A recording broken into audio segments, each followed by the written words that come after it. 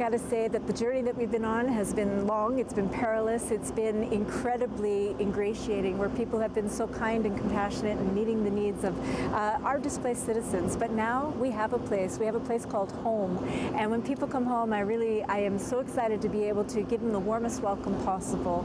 And when we think about all of that wonderful support that we've received when we're out of the community, what I have to ask our citizens now is that when you come home and you know it's going to be different, and some of us have fared better than others, I know that we were a strong, good-hearted community before, and I know that because we've received so much, what I hope is that when we all come home, we help and support each other through this next phase of our journey.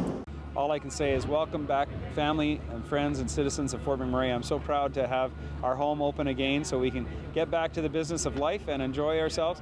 I would just say this, please act safely, act maturely, make sure that we do things right, and help your neighbors, help your friends, because we're all going to need to be in this together, because we are in this together. So if I can do anything to assist you, send me a message on Facebook or Twitter, or just give me a call. I'm here for you. That's what I do for a living, and I'm more than happy and proud to do it for you. So please let us know whatever we can do for you, and just take your time, enjoy yourself, and be safe.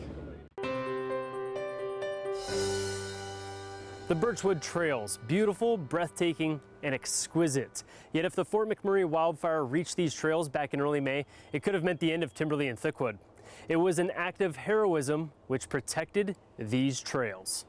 You know, Birchwood Trails is a main priority for us, and we were getting beat all over town.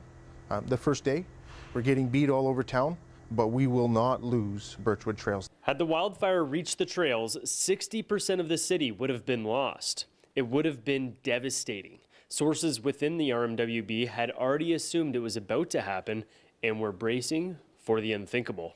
The risk of Birchwood going up, I don't know what the number would be for loss.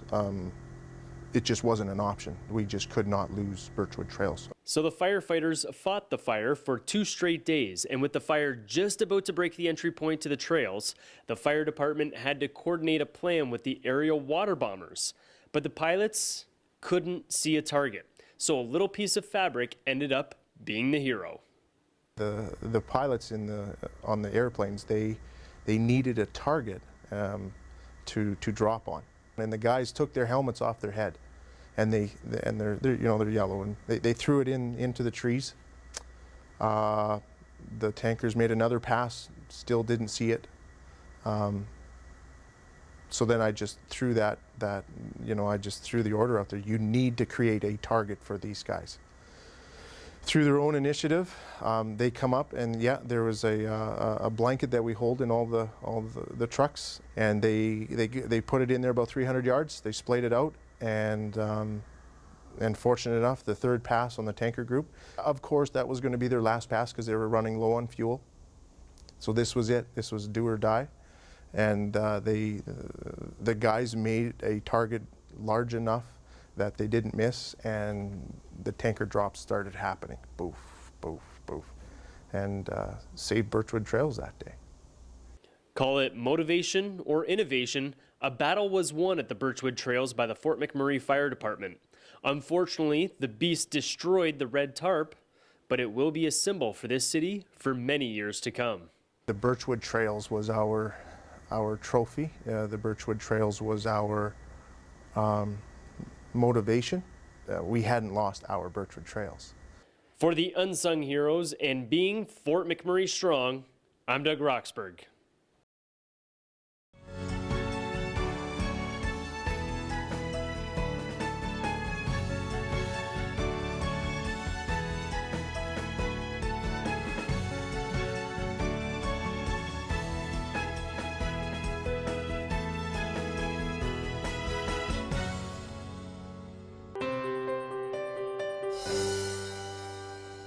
A lot of facilities are reopening their doors, including McDonald Island and the Suncor Community Leisure Center and Shell Place. Join with me is CEO Annette Antoniak, and there are some big announcements here at McDonald Island, aren't there? There are. We're delighted to be open, reopened today. So our aquatic center is open, our fitness facility is open, our badminton courts, and we hope to open the climbing wall and squash courts next Monday. Anzac Community Centre will be open on June 20th as well, which is we're really excited about. But the biggest news is that it's all free for 2 weeks. Our golf course opened last Wednesday, and that also is 2 weeks free golfing, unheard of. And then the other program that we rolled out today to huge success, we were actually sold out before noon, was our My Camps that is proudly sponsored by Scotiabank. Okay, before you get to that announcement, we're going to talk in depth about the Scotiabank announcement. Okay, I'm just going to leave the crowd hanging on the edge of its seat for that. I just want to get back to the 2 weeks free for all residents. They can just pop on down? They can. They'll be given a 2-week registration. That will last them, obviously, the full 2 weeks, and the same with golf. Well, that's fantastic, because I know over this past month and a half, we've all been getting a little pudgy around the waist. So having those recreational facilities open is a huge relief. But let's get back to the Scotiabank announcement for the My Camps and My Kids. What can these kids expect? Because I know the camps are already sold out. Unfortunate for residents, I get it. You want your kids in those camps, but it's great that these camps are being available through Scotiabank. They are, and I just want to qualify that. That was the first round of registration that is full. We have the second round of registration that'll happen next week, and I want everybody to know that we're continuing to work with Scotiabank, and we might be coming up with some new programs. So people need to stay tuned. I'm glad you clarified that, because the news filters very fast, and having that second round of registration open for the kids of Wood Buffalo is phenomenal. Thank you very much for joining us, Annette. Before we go, anything else you want to add? There will be other things that'll be happening that we'll be announcing over the next week that are pretty exciting for the residents of Fort McMurray. The cliffhanger is there, Fort McMurray, and it's at the beautiful Shell Place in the Suncor Community Leisure Center here at McDonald Island. We have more re-entry information right here on Fort McMurray Strong. What do you got? I just got one person, so small, one woman. Okay. It's a pretty amazing feeling that we've been waiting for, working for about 2 weeks now, and it's going pretty well. The Wood Buffalo Food Bank reopened its doors on June 11th for the first time since the evacuation, but not without anticipating a high number of clients expecting to utilize its services. We're preparing for 1,000 families this month, where we've been kind of averaging around 500 families a month prior to this. We're hoping that doesn't happen. We're hoping that people are in a good enough position to be able to take care of themselves, but we're also we're preparing for that, and we're telling people, you know, like, put your pride aside. You've suffered enough. Don't make food another hardship for your family and yourself. Higher than normal client usage isn't rare for the executive director. Johnson saw a large increase in families utilizing the food bank services in 2014-2015 due to the economic downturn and the drop in the price of oil. We had experienced a 72% increase in 2015 over 2014. January, February, and March, we were between kind of a 40 and 50% increase each month over the same month last year. It was already really tough to do what we were doing. We had extended our hours because clients were waiting 2 weeks for an appointment. So we'd increased our staff team and extended to 12 hours a day, 5 days a week. And so it was already a really tough situation. To make a tough situation worse, upon arrival to the food bank on May 28th, Johnson and her staff had to throw away any food item that wasn't in a can. The team discarded over 53,000 items of food. But luckily for the social service, they've had a little help from down south to prepare for the influx of clients. Food banks throughout the province have been raising food for us through the whole month of May and continue to do so. And so we actually have a warehouse of food in Leduc, a 30,000 square foot warehouse that we have access to. We also have a lot of corporate food partners who are sitting on stock for us. The Calgary Food Bank is sitting on stock for us, and the Edmonton Food Bank is sitting on stock. That will be shipped up the highway as we need it. 3 tractor trailers of food have already made the trip up Highway 63 to the Wood Buffalo Food Bank. And in regards to the expected rise in usage, the food bank will reassess the situation in August. For Fort McMurray Strong, I'm Craig Momney.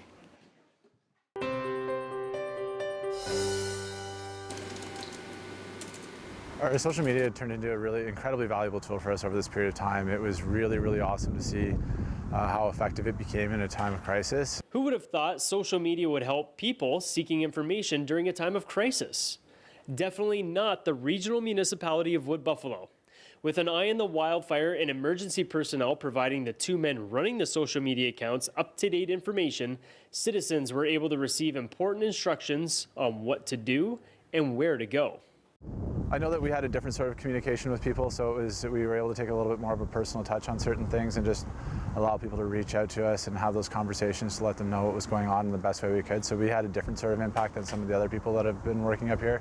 I mean, I think this is just what people deserve. You know, they deserve a human connection with people. They deserve the information that they need. And this is just doing our jobs. There's nothing heroic about it. All we really did was communicate the information that we were able to get and then try and be as empathetic as possible throughout the whole time. Obviously, this has been an extremely challenging time for a lot of people. And that's something that I think everyone in this community can relate to. So we just did the best we could.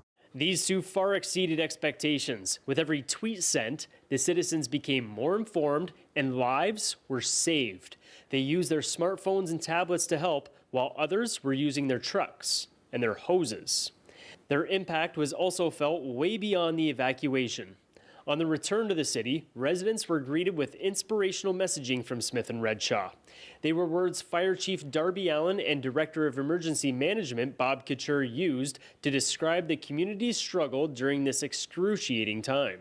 Safe, resilient together, and we are here, we are strong. You know, those are things that when we think about our residents, we really want them to know that we're proud of them and we want them to see it reflected in the community because their strength has been, you know, invaluable in this experience.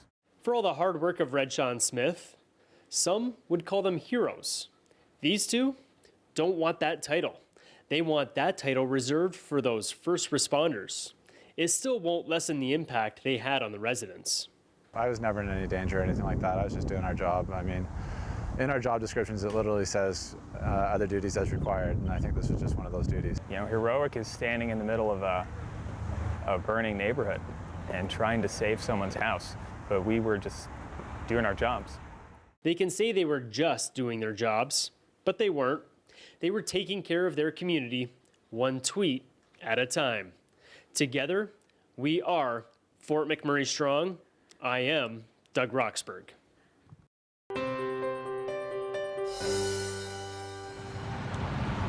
On May 3rd, thousands of McMurrayites evacuated the city, going their separate ways, dispersing across the country. Now that it's safe to return, the Canadian Red Cross wants to help reunite evacuees back to the city they once fled. Thanks to the generosity of Canadians across the country, we've been fortunate to be able to provide different means of transportation for evacuees back to Fort McMurray. Up until now, the Canadian Red Cross has been covering costs for buses back to the Wood Buffalo region. But come June 10th, McMurrayites will take to the skies. As soon as the airport becomes operational, we will be able to augment that bus transportation with flights, thanks to our very generous partners. Whether you stayed here in the western provinces or made your way back out east to the Maritimes, the Canadian Red Cross is helping McMurrayites coast to coast.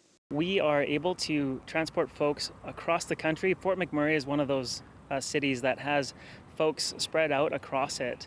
And you know, wherever you call home, if that's Fort McMurray, but you've gone home to another place for the moment because you weren't able to get back home, we're going to find a way to get you back here. We want every person affected by the wildfires in this area to know that the Canadian Red Cross is here for them now and in the future. At a recent press conference, the Canadian Red Cross allocated $50 million towards the support of community organizations here in Fort McMurray, and since the evacuation has contributed funds to families to help with immediate needs. By providing transportation from anywhere in Canada back to the Wood Buffalo region, that's just one more step in the right direction to help a community in need. All you have to do is head to their website. www.redcross.ca. That's where you can find the service through which you can book a flight back home. Our goal is to really get these folks back home as soon as possible. Since the evacuation, not including government matching, the Canadian Red Cross has donated more than $128 million to the relief efforts. For Fort McMurray Strong, I'm Craig Momney.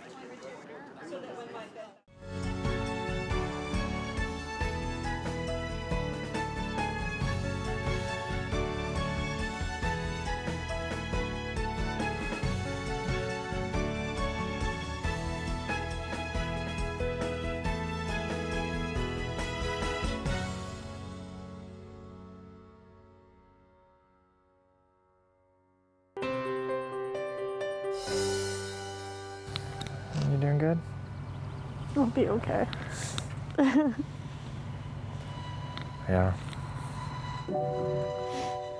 Returning home to see the devastation firsthand is hard. For some, it's about getting closure. For others, it's about preparing for a different future. For Shaw employee James Sterrett and wife Shannon, returning to Beacon Hill was emotionally draining. You see videos on Facebook and different postings and you really don't believe what you're seeing until you're standing in front of it. A lot different than it used to be. Coming back to a community you love after over a month away is hard in the easiest of circumstances. This is not one of those circumstances, and everyone will be reliving their journey back on May 3rd on how they heard about the wildfire, how they escaped it, and how they survived.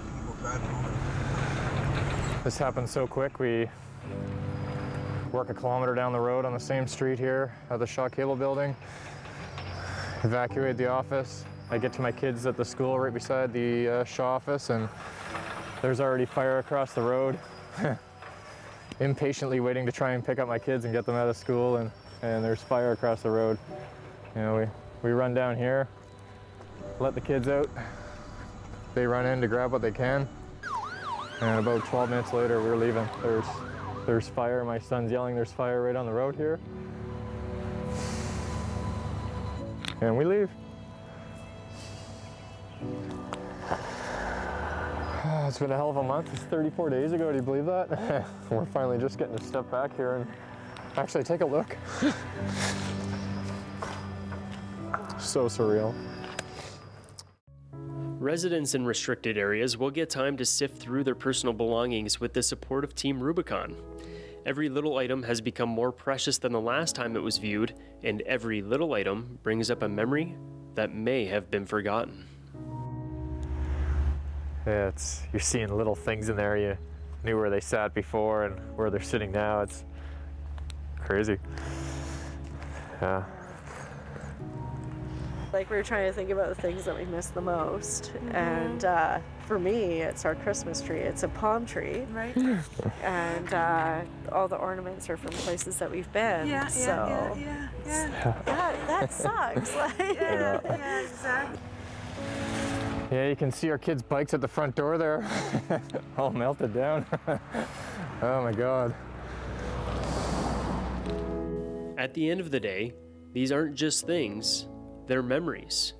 They're a reminder of the life we've led. For James and Shannon, these things have become a reminder of the region they've grown to love. We absolutely love this community. We'll rebuild.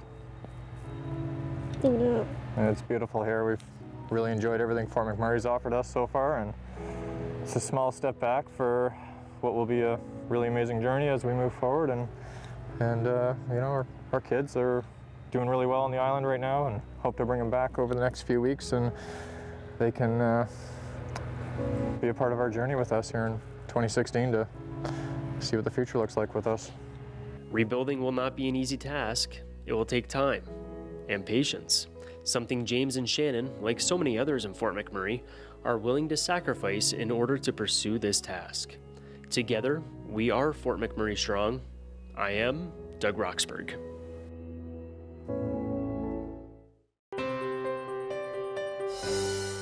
From Maureen, it just says, here, here, big thanks to Amanda. Your hard work is appreciated. Can't wait to go home.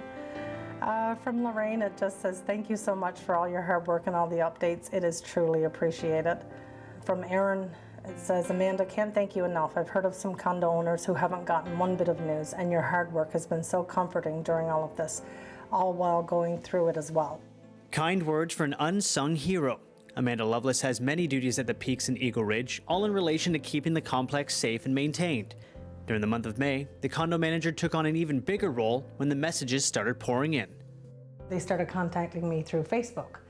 And that's when a lady in Building D, Latha, had the idea, let's start a group. So the people that aren't on, and it was such a huge relief because I was having a tough time keeping up. I mean, there's 1,200 people, 400 suites here, so it's a big property.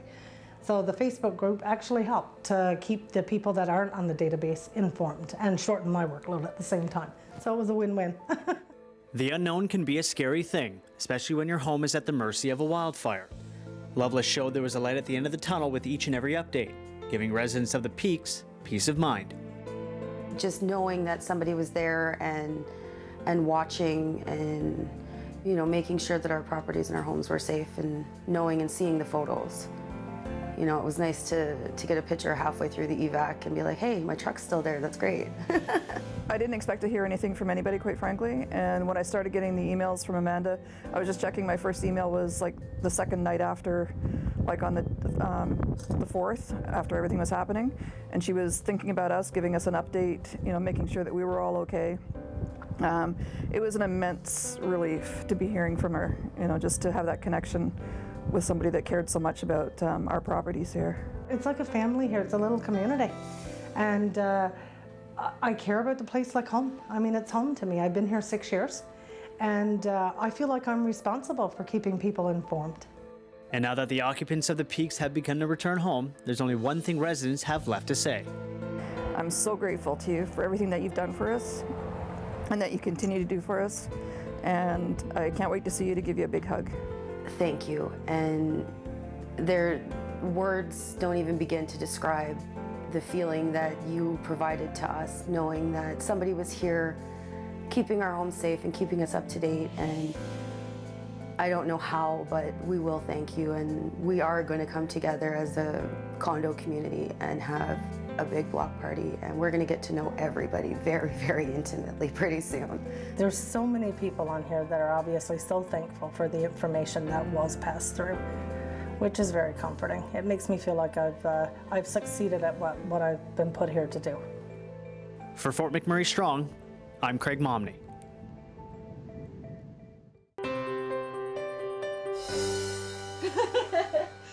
Nerdvana manager Ashley Lawrenson was evacuated along with the rest of Fort McMurray on May the 3rd. But it was on May the 4th, which happens to be International Star Wars Day, that together with a friend, she combined her love for the region and the movie franchise to create a symbol for a community in crisis. May the Fort Be With You is a design that my friend Satara and I came up with after seeing the hashtag May the Fort Be With You on May the 4th instead of like May the 4th be with you, like the Star Wars pun. And Satara got in touch with me and she was like, hey, why don't we turn this into a t-shirt and try and raise money for Red Cross? The shirt's emblem combines the logos of the regional municipality of Wood Buffalo and the Star Wars Rebellion, along with the words, May the Fort Be With You. The shirt was an instant hit and a prosperous fundraiser. We've gone through literally hundreds of t-shirts. We ended up donating $5,225 on the 30th to make sure it got in before the deadline, and we still have money coming in like almost every day. To some, it's just a shirt. But for Lawrenson, it's a symbol of unity among McMurrayites, as well as a therapeutic project which took her concentration off the recent events back home.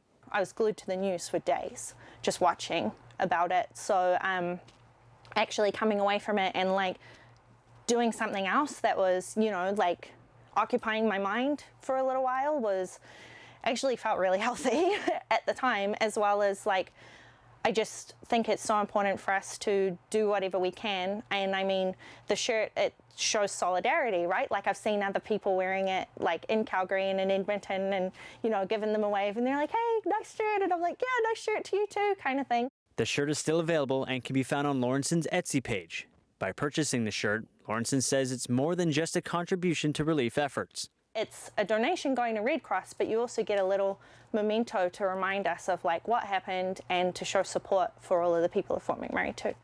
For Fort McMurray Strong, I'm Craig Momney.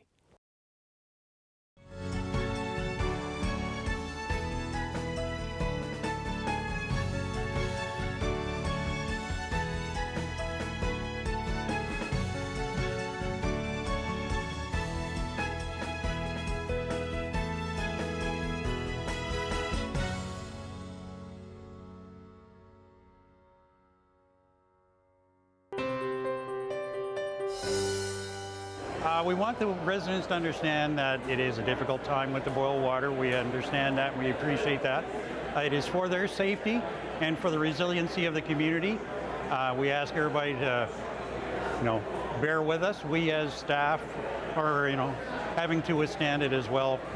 We're working diligently to get the water recertified, all the facilities back up and running, getting the boil water lifted. Right now, tentatively, it is for the end of June. The Welcome Back package is quite specific and gives quite a few resources on how to deal with your water during the boil water. The biggest one is, yes, you can have a shower, just don't ingest it. Small children should probably be hand washed, just to be an extra caution. The one part of this that hasn't been well, I guess, broadcast is that the wastewater side is in a bad way as well, with the fires, the lack of people in the community, and that we would ask that people, when they return to the community, be mindful of the amount of washing that they do right away. Any large amounts of detergents in the system will not benefit the wastewater treatment plant at this time. So if we would ask, as part of the process of coming back, to be mindful when they're doing any sort of washing right now.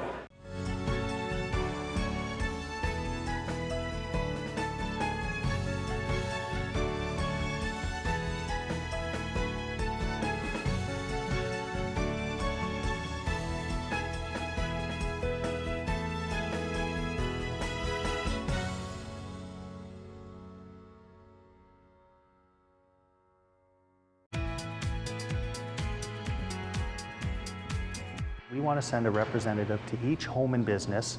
When we get there, we're going to have them do a safety inspection of all the gas appliances at that location. So they'll go through everything, make sure it's working properly, then we'll relight that customer. The way that we're asking people to contact us is through atcoresponds.com. They can fill out a form. They fill out that form. It goes into our call center and our dispatch. There are other ways though. We recognize not everybody has internet access, so they can also visit the welcome centers in Fort McMurray, and we have representatives at each one of those welcome centers to help people through the process, make sure that they get their service restored quickly and safely. So after you submit the request to have us come out and do a relight, put that placard in your window, someplace visible that our staff can see from the street. And as we're going through a neighborhood, if we see that placard, we're going to come to your house and we're going to get you relit.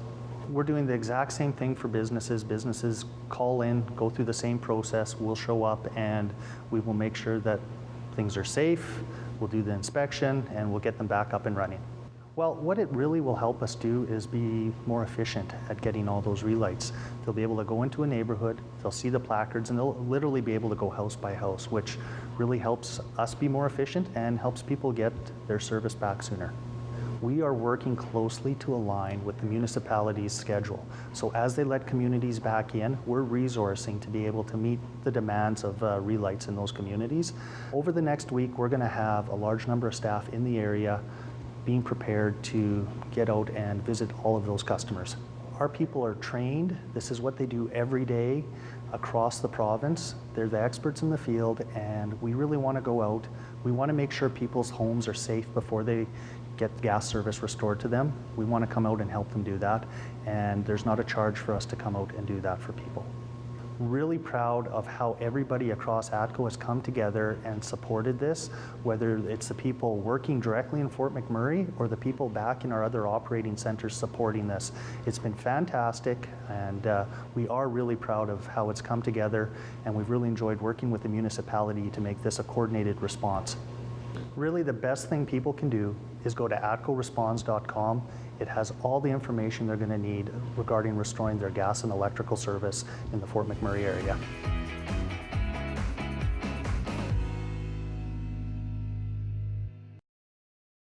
We have created this dedicated Shaw TV channel to help Fort McMurray residents stay connected to the latest community news and developments as they return home following the devastating wildfire in May.